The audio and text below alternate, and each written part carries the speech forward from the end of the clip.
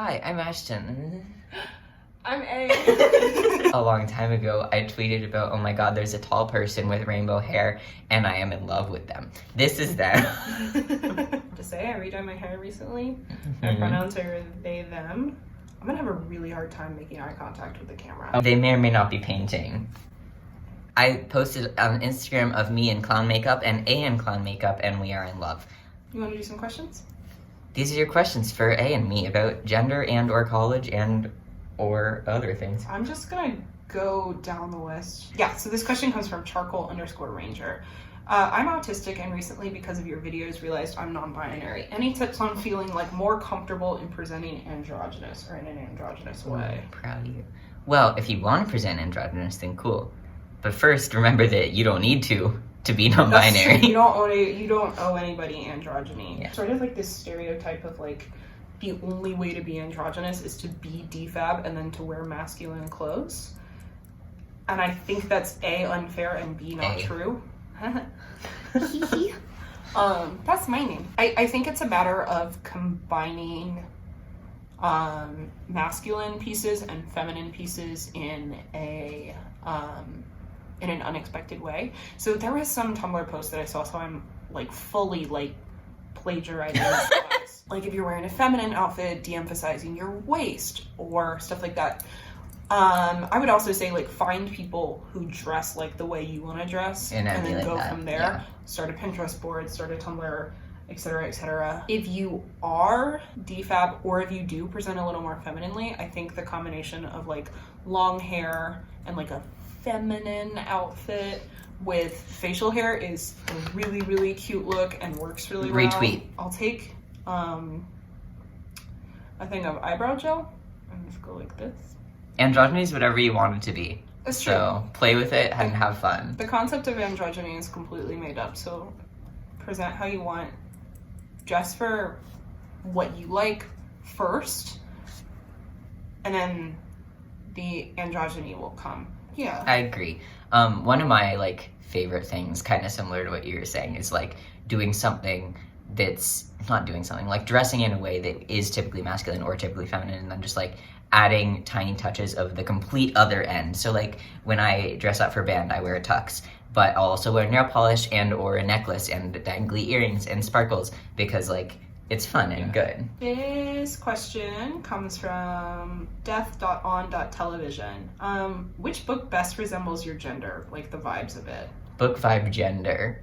Karl Marx's The Bible. Those are two complete. It was Marjorie Kemp. She's like, her whole thing is she was a Christian mystic. And she was a woman and she was talking about God, and which was like a big deal back then. But her whole thing was like, she was like, I want to be married to God in like every sense, every sense, including like she was like, I want Jesus Christ horny on me. Marjorie Kemp and Julian of Norwich, their whole thing was like, at the time it was pretty radical because they were talking about like, this is God and he is a loving entity, not a violent or a punishing entity. It was this idea of like, they saw the passion of the Christ and they saw like the violence of that and the sacrifice in that and the pain and the horror. I'm like genuinely That's a good gender. It's a good gender. It's probably not my gender entirely accurately, but like I'm trying to think of a better one and that's what keeps coming to mind. I'm thinking about, I have it on me. I'm thinking about this book. This book's my gender now. Mine is The Last Unicorn. Even though I've never actually read that book all the way through, but I've seen the movie. It's still your gender, it's okay. Still my gender. Like the idea of like, no, but like it's the whole thing is like she goes on this journey to like find the other unicorns and she sacrifices so much on this journey. She like becomes, spoiler alert for The Last Unicorn, she becomes human at one point. And so like she's done it. She has like made it so she is no longer the last unicorn, but she's also no longer like them. I watched that movie when I was like 6, and at one point she when she gets transformed into human, she goes like she like crumples to the ground and she's like sobbing and she's like, I can feel this body dying around me.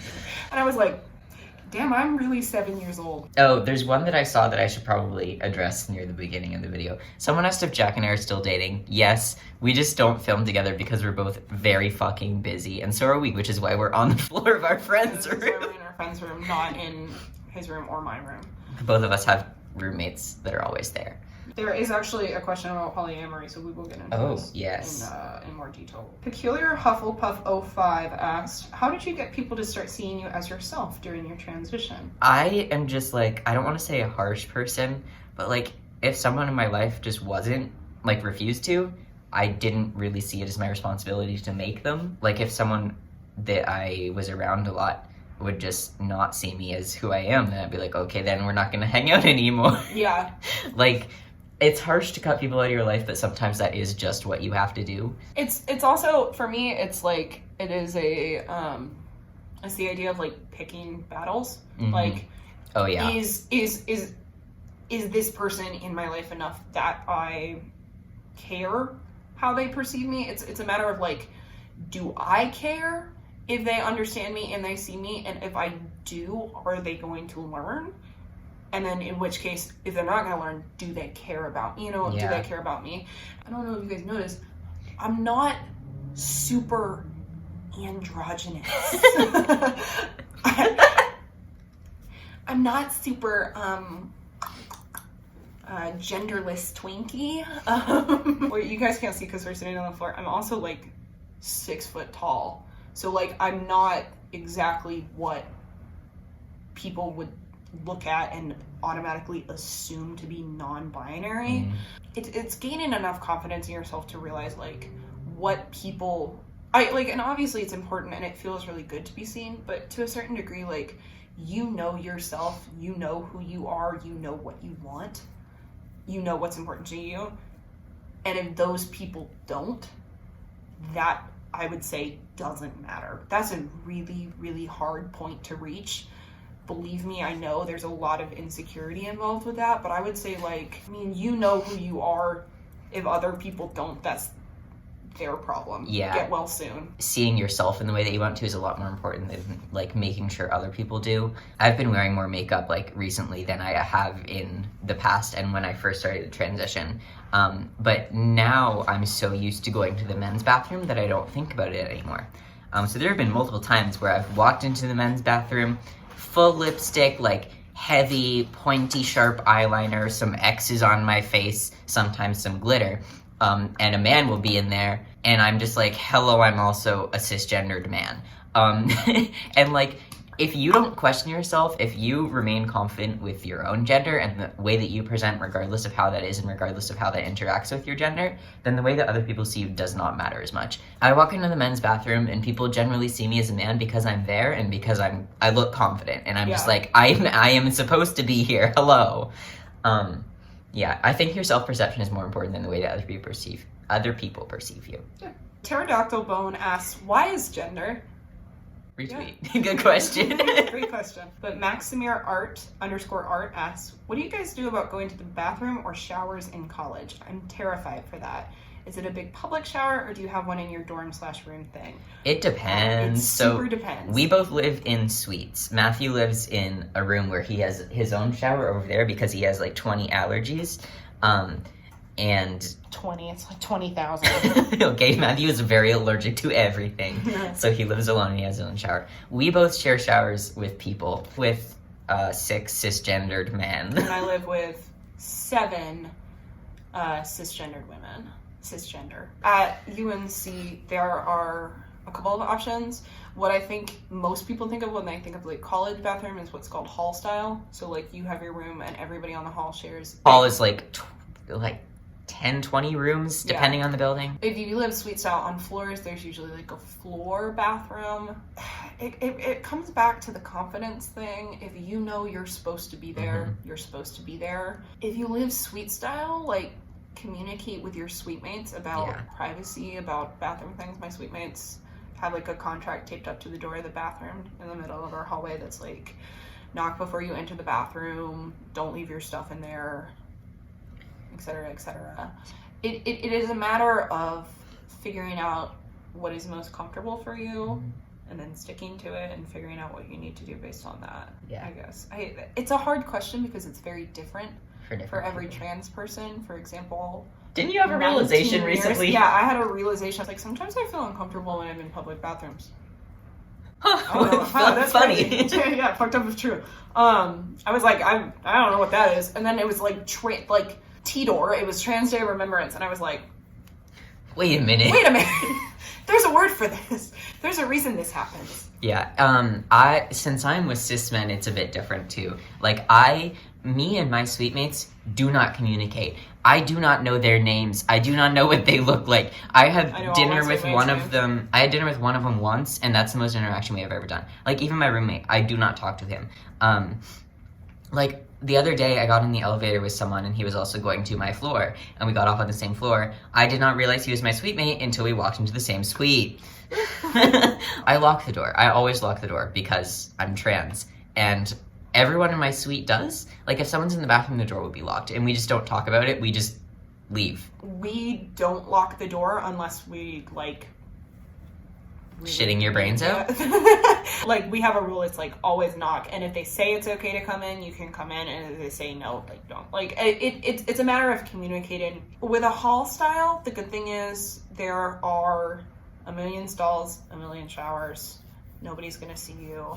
The nice thing I have noticed about college also is, in general, unless you're going to a school that has, like, people with issues, people don't give a shit about what you're doing. Yeah. That's so the thing with the way that I am is I tend to overthink what other people are perceiving of me. I think a lot of trans people do. The best thing I have thought to combat it is, like, looking around and be like, nobody here gives a shit about what anybody else is doing. Everybody here is way more focused on their own things. Like, everybody here is thinking about what project they have due the next day. Everybody here is thinking, nobody here is like, what's that tall person doing in this bathroom? Do you have the right to be in the bathroom? A lot of colleges are making the move towards gender-neutral bathrooms. They're usually not in residential halls. If you know where they are, that can be very helpful. Yeah. I will say, like, our union has a gender-neutral bathroom. I try to use it when I can. That is good gender feel for me. To answer the question, I guess it's a matter of figuring out what you're comfortable with. And I will say, if you're like, I can't do this, I cannot use a public bathroom, I do not feel comfortable with this, there are avenues with the college you can go through. And it super depends on your college, so I couldn't tell you what's the best way to do that, but yeah, just realize that nobody else that gives a fuck. I will put on lipstick in the men's bathroom, flanked by two, like, bearded old men. They don't do anything. Because they know that questioning you would make them more uncomfortable than it would make you. Yeah, I think unless somebody is really hateful, it would be ridiculous to me for somebody to be like, to come up and be like, are you sure you're in the right place? Yeah. That would be, for any normal person, that would be so uncomfortable. Yeah. Yeah, if you're worried about it being like a big public prison shower, it's okay. You have a shower curtain. Yeah, there are shower curtains. I showered in, Jack, my boyfriend, lives in a hall style, so his bathrooms are like, 20 stalls and like 5 showers, so you never have to wait for the shower. Nothing's ever locked. That was so much better than living in a suite. And maybe it's just because I was like, wow, I can not worry about how long I'm taking in the shower because my roommate's gonna knock on the door. And nobody really knocks on the bathroom door, they just kind of push on it, and the lock is like a bolt. Yeah. So it's just like clunk. Yeah. It's terrifying. So yeah, I prefer hall style bathrooms. But that also might be because I live with cis men and our suite smells so bad. Their suite smells so bad. There was a period of like 3 weeks where our toilet got clogged every weekend in a row because someone kept puking in it and clogging it up. Our smell has not recovered since, so that is why I am never in my room. My suite mates, meanwhile, post public call-out posts if you forget to get your hair out of the drain, which is communal living. Yeah, it's Can't tough. live with it, can't live without it. All right. Ash Galaxy 123 wants to know, going back to school on Monday, is there a way I can reintroduce myself easier and the way I feel comfortable without people getting confused? We are a modernized school, so things like identity are known about. Thanks and love your content. I will say, if you're going to a pretty woke school, the good thing is you can probably just be like, oh, I'm going by this now. Yeah. 2 of our friends changed their names this week, and we were all like, fuck yeah, you go. Like, If you're surrounded by good people, they'll celebrate for you and they'll be happy. They'll be excited. Yeah. It may take them a little bit. I know I have tripped up on people's names a couple of times this week. Everybody does. Everybody does. It's a person that you truly want in your life and truly care about you, and you say, hey, remember it's this. They'll say, oh my gosh, I'm so sorry. I will try again next time. Thanks for correcting me. And they will, and it'll get better, and it's gonna be fine. And I will say also, surround yourself with people who will do that. Ashton is great about this. Ashton is really good about correcting people on names and pronouns and stuff like that. So, like, just surrounding yourself with people who do that. Find friends that are not all cisheads in general. Even if you're a cishet. Yeah, actually, unrelated to this question, my best advice, make friends with other gay people. This question comes from, I kicked a brick wall once. Good for you. Good for you. How is being out in high school and college different? Are people more accepting in college than they were in high school, and etc.? I feel like it super depends on your high school and your college. I think the biggest difference is just the residential aspect. Like at most colleges, you will live at college in the States. This is from a States perspective. I know a little bit about Canadian college because I toured more of them than I did States colleges. I can't tell you anything about international college. The living aspect is a big difference, especially because when you're trans and you have to live with people, that's very difficult. Our school's not very good about it. I'm the only trans person I know who lives with people of the same gender. I know so many trans men that live with cis women. I know so many non-binary people that live with cis women or cis men, and it's uncomfortable. It's a little uncomfy. If you hate your roommates, the good thing about college is there's literally a million other places to be. We're in a friend's room right now. Shout out to Matthew for having a single room and letting us just sit here for 10 hours. I will say, the thing about college that's wonderful that high school usually doesn't have, I was one of the people who helped found my GSA, and I ran my own GSA at my school for 2.5 years. I don't have to do that in college. Yeah. That's my favorite part. We have an LGBT center. We have like several queer organizations, like dozens. Find them, a bunch. Join them, support them in any way you can. A lot of colleges now, especially around the area that we go to school, are having LGBT centers, or NC State's is the GLBT center, which we can talk about. Gulped. You want to go to Gulp? No. Ugh. But yeah, get involved with that. We're both student ambassadors at the LGBT Center, which is fun, and we met like a lot of friends through that. And take classes on gender, because that's how we know each other. In general, take a class that you think you'll enjoy, and there will be other people that will also enjoy it. I took art history seminar with like 12 people in it. 4 of us were gay men. Like, you'll find people, I promise. GNC Ezra asks, I'm lower class. How do I pay for college without going into copious amounts of debt? Destroy the system, vote for Bernie. Ashton and I are probably not the best people to ask this question. Ashton and I are kind of in the outlier of queer experiences, in that both of us have grown up in fairly financially stable homes. I don't have any financial aid. My parents cover my tuition and my housing and other costs from the university entirely.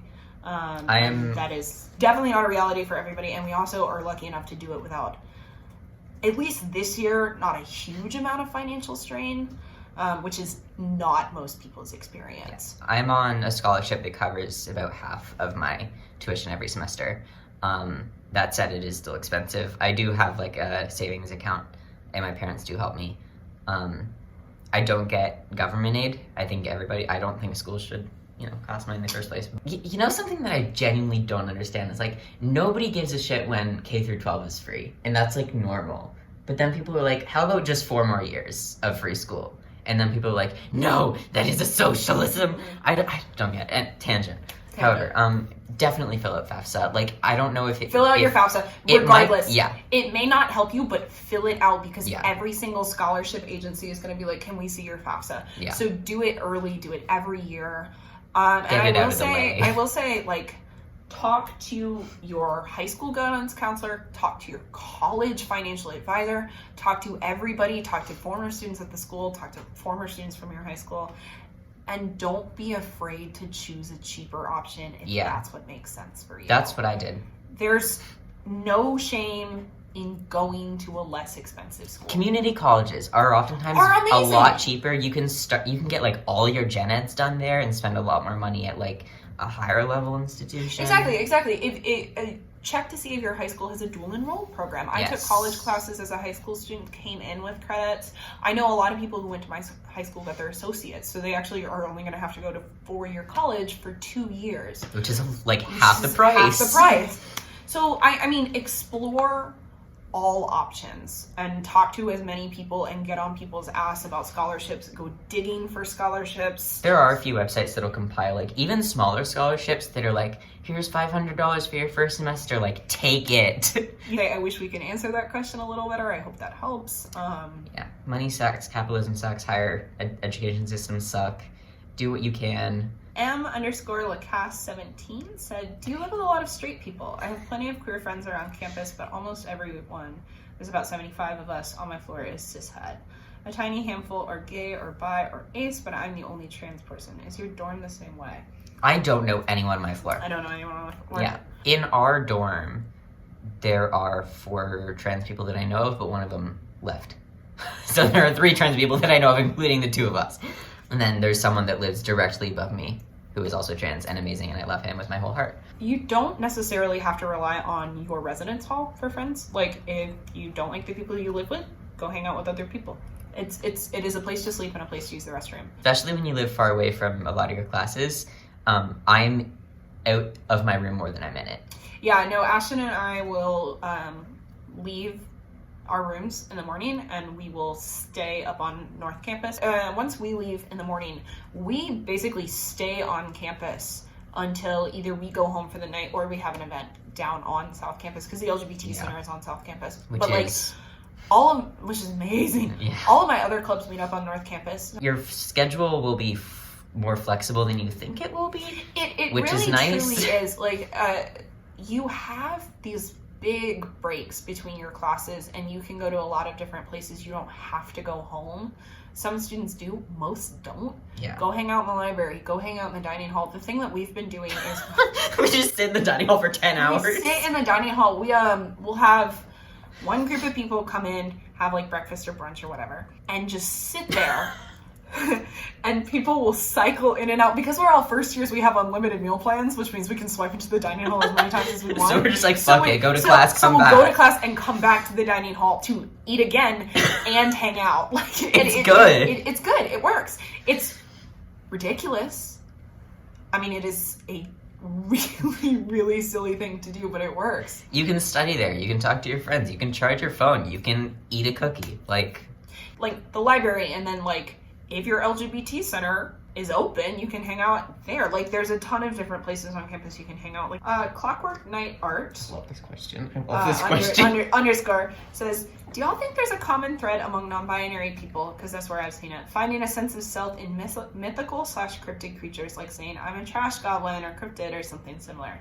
And why do you think that is? Fun fact, I've actually started writing a video essay on this. It's about the reclaiming of a villainous identity. It's about the disconnection from a human form. It's about, it's real. It's real and it's good. It's real and it's good. What cryptid are you? Vampire. This is my theory. It does seem silly to divide gay and trans people into a binary. However, if we're going to make it a binary is this. You are either a vampire gay or a werewolf gay. And in general, not always, you can be vamp for vamp. But in general, a werewolf is going to seek out a vamp and vice versa. Ashton is a vampire gay. You ever see my boyfriend? That is a werewolf gay. I am a werewolf gay. It's not a distinction I can explain. It's something you feel. It's an emotion. It's like gender. It's just gender. It's gender. Besides that, I really like the Loch Ness Monster. If we're talking like classic cryptids. The only non-binary rep you're going to see in a lot of mainstream shows is Inhuman or Alien or Angels. Yes, exactly. So there's a sense of kinship. Ariel from Shakespeare's Tempest. Sorry. 12th Night. Viola.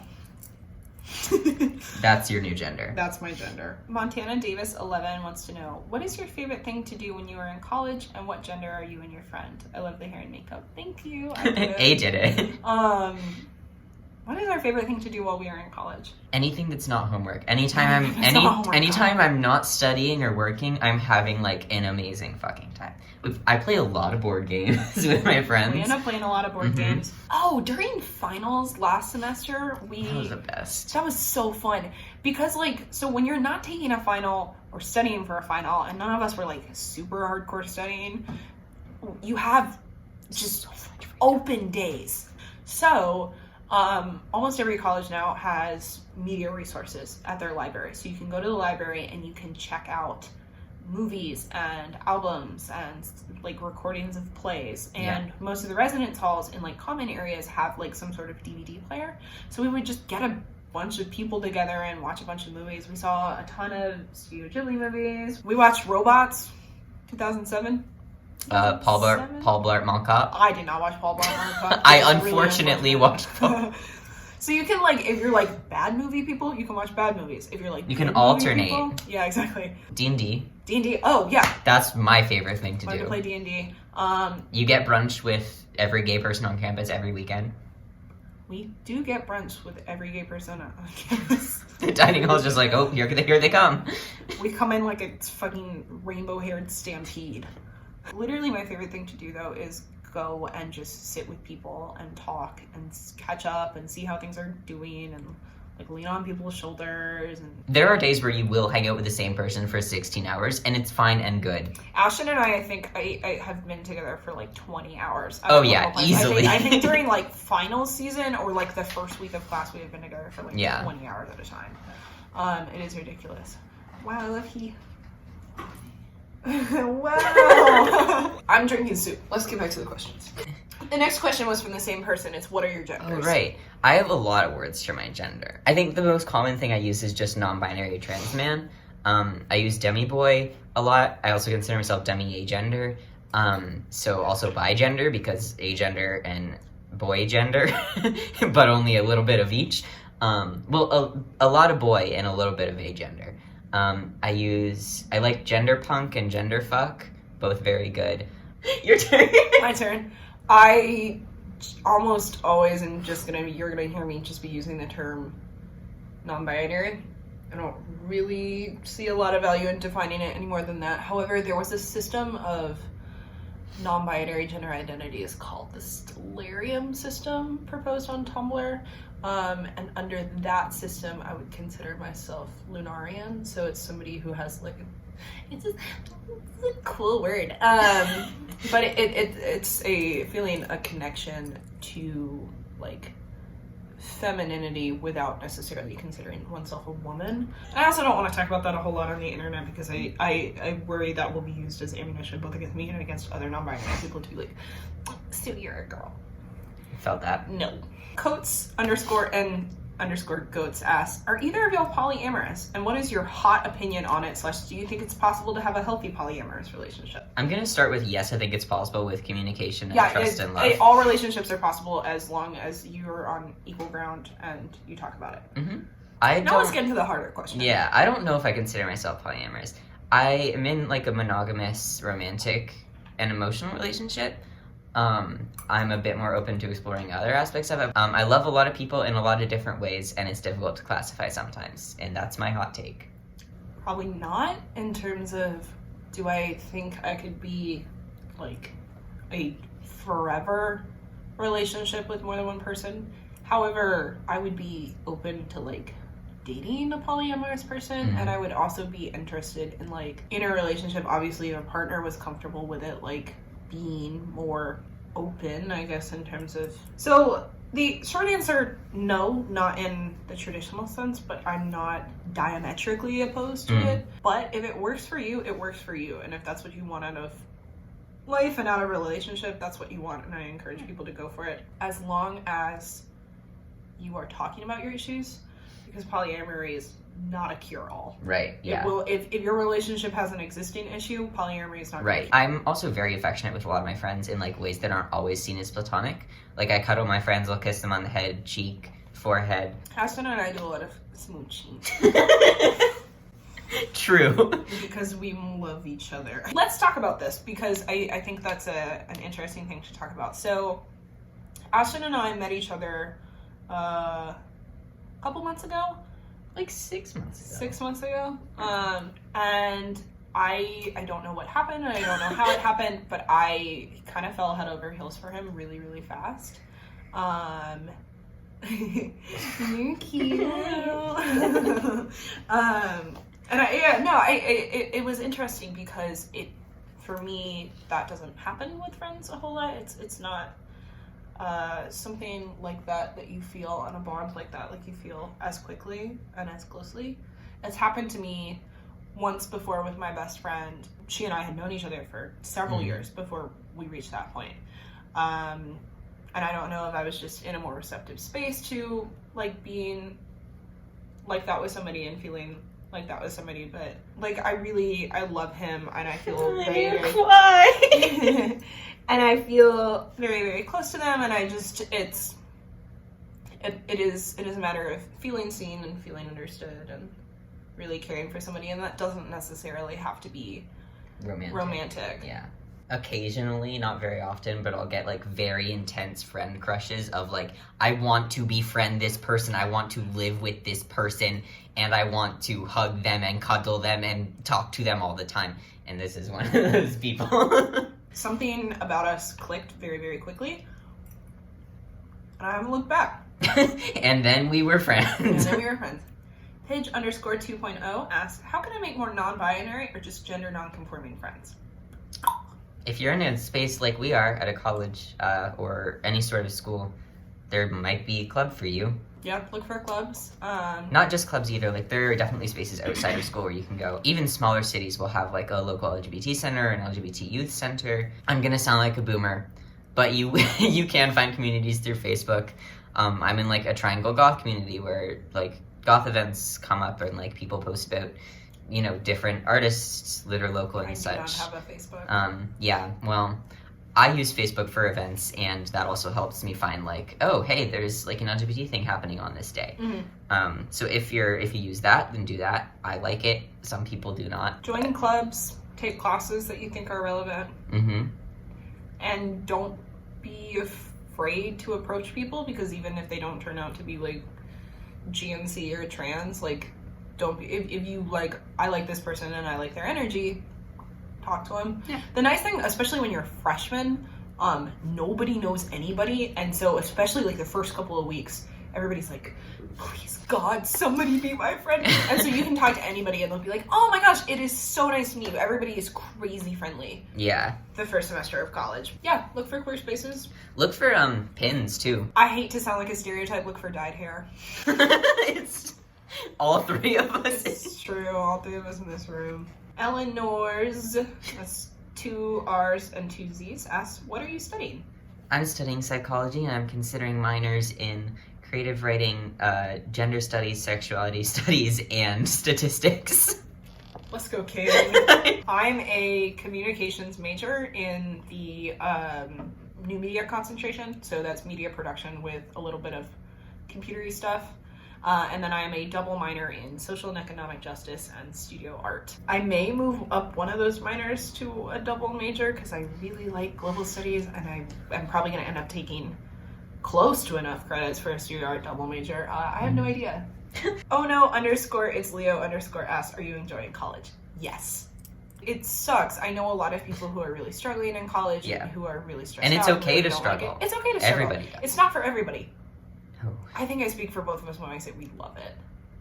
I have loved almost every second. The seconds when I am not stressed and panicking, I am genuinely deliriously happy. Yeah.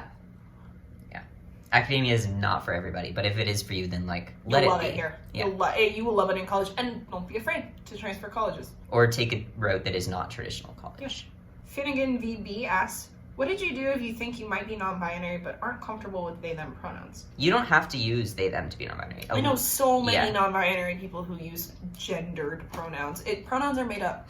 They're not they're not real. I did a video recently about he/him lesbians, and so many people on that video commented like, but pronouns are gendered, and like they're only gendered because you say they are. Throat about that video. I know. It's a good video, by the way. Thank you. But yeah, pronouns are just like any other word. They're not a limited resource. You can use whatever ones you want. And I would say that expands outside of just pronouns, like gender, language. Call yourself a boy and a girl in the same sentence. Say you look handsome when you're wearing a dress. Say you look pretty in a suit.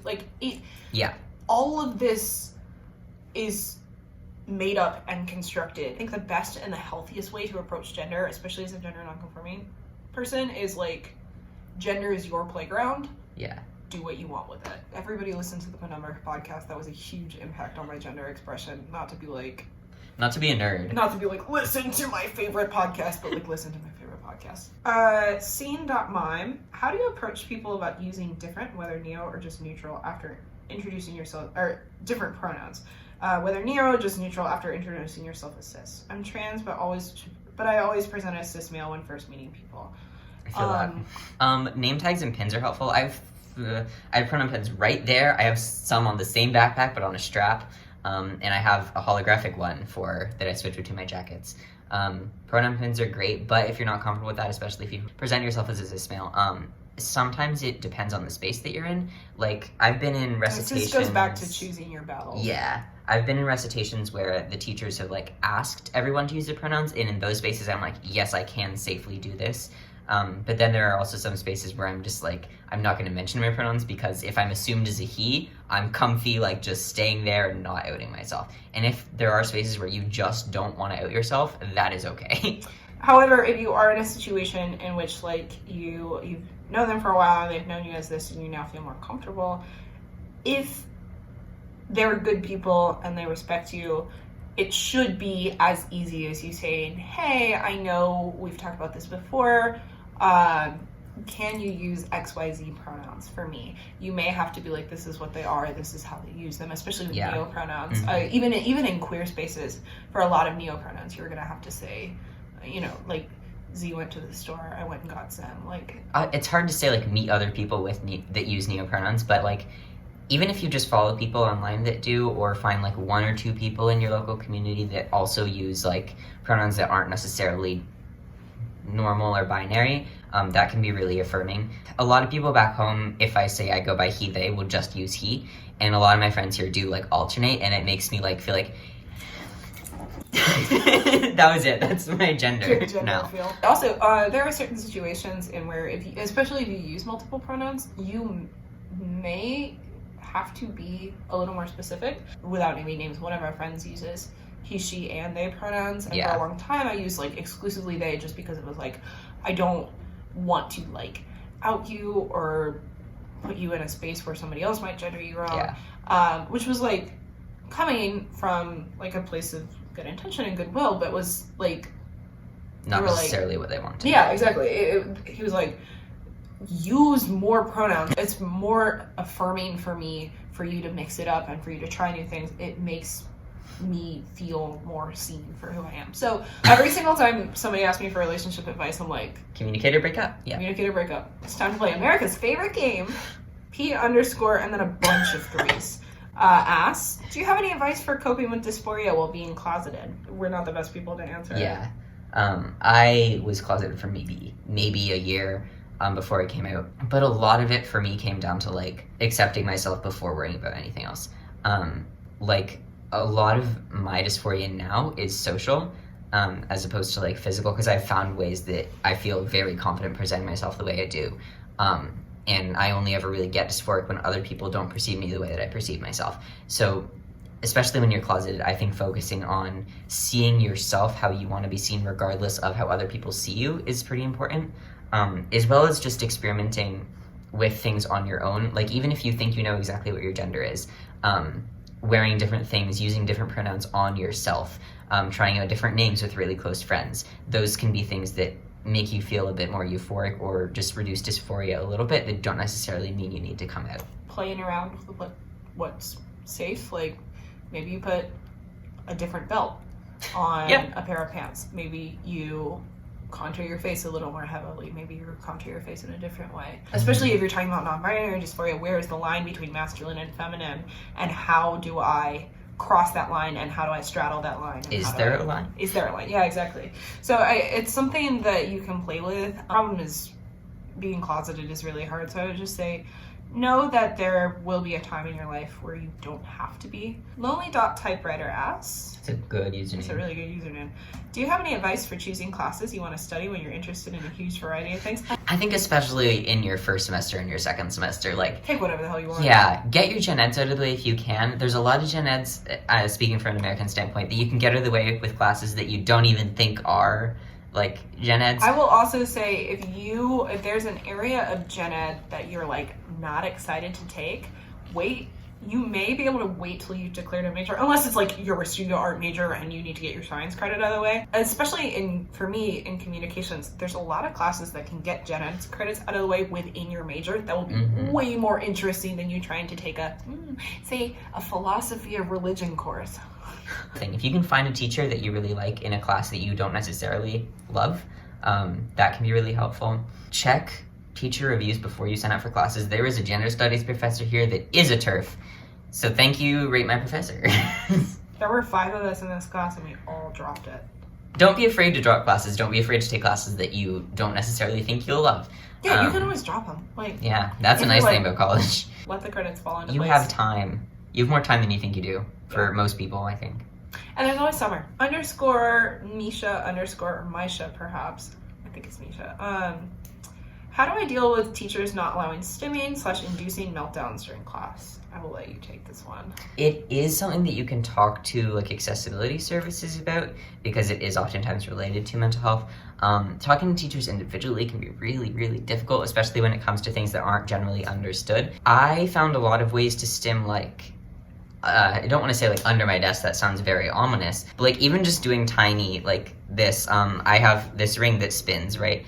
Every single piece of jewelry I wear, I use to stim with. There are stims that are seen as more societally acceptable that you don't necessarily have to explain to people, right? Like playing with your hair, even like moving your hands in little ways, bouncing your leg. A lot of people do that and not a lot of people question it. I was bouncing my leg like crazy during English today. As for like avoiding meltdowns, that's something I don't have as much experience with. I had an accommodation in high school where I could just leave class without telling the teacher. I could just leave. And that was very helpful. Yeah, that's nice. And I definitely used that. And if that's something you can get, would recommend. And also talking to your teachers about like, hey, if I just suddenly cannot speak, please don't pressure me to. That's something that helped me a lot in situations where I was like, I really just can't right now. Not having to explain that, well, it's literally something that you physically cannot explain is very helpful. And if a teacher sucks, report them. Yeah, for sure. It's a case-by-case basis. But figure out what works for you and take your time. Sorry you were going through that. But yeah. It fucking sucks.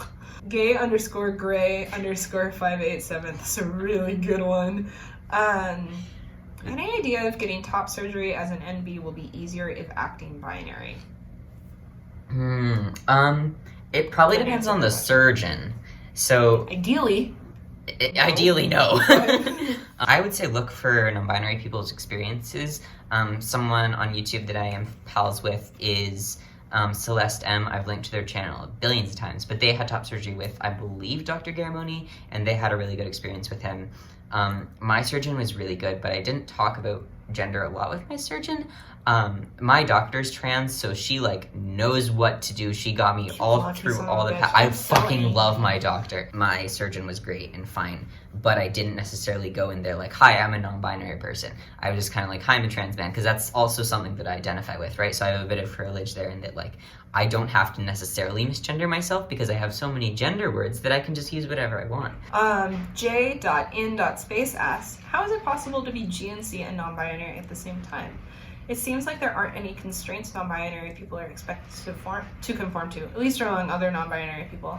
And I don't know how people can be gender non-conforming if there isn't an expectation to conform to anything gender-related. The non-binary is an umbrella term, and there are some non-binary people that express themselves in a very conformist way, in a way. Like, I'm someone that heavily identifies with being a man as well as being non-binary. So for me, like, just being non-binary is already a little bit non-conforming, and then like, if I were to just present myself as a man, that would be non-conforming from a non-binary standpoint, and the way that I do present myself is non-conforming from the standpoint of me being a man.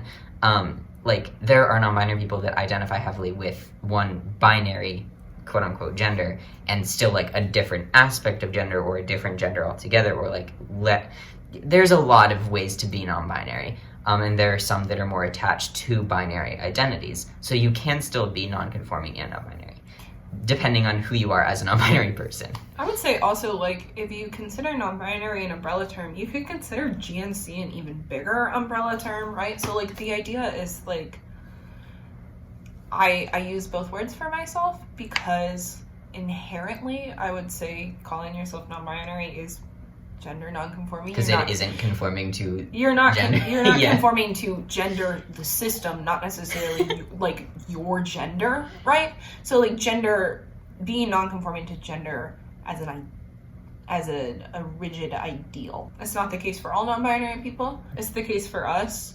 Us non-binary people.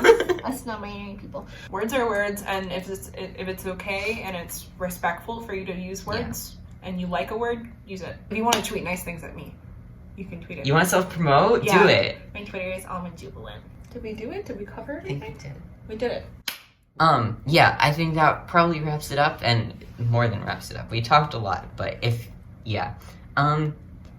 sorry this took so long for us to film. We're both very busy people, as we have discussed, but I hope you enjoyed meeting one of my lovely friends. Oh!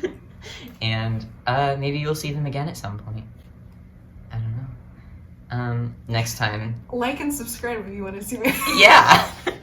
Let me know if you want to see A again, because people generally like my videos with friends. It's fun. I like doing them. But I am very awkward, especially at the beginning and ending, because I do not like doing scripted parts when there is somebody else. Regardless of that, goodbye, comrades. I hope that you have lovely friends in your life as well, and I'll talk to you later, maybe.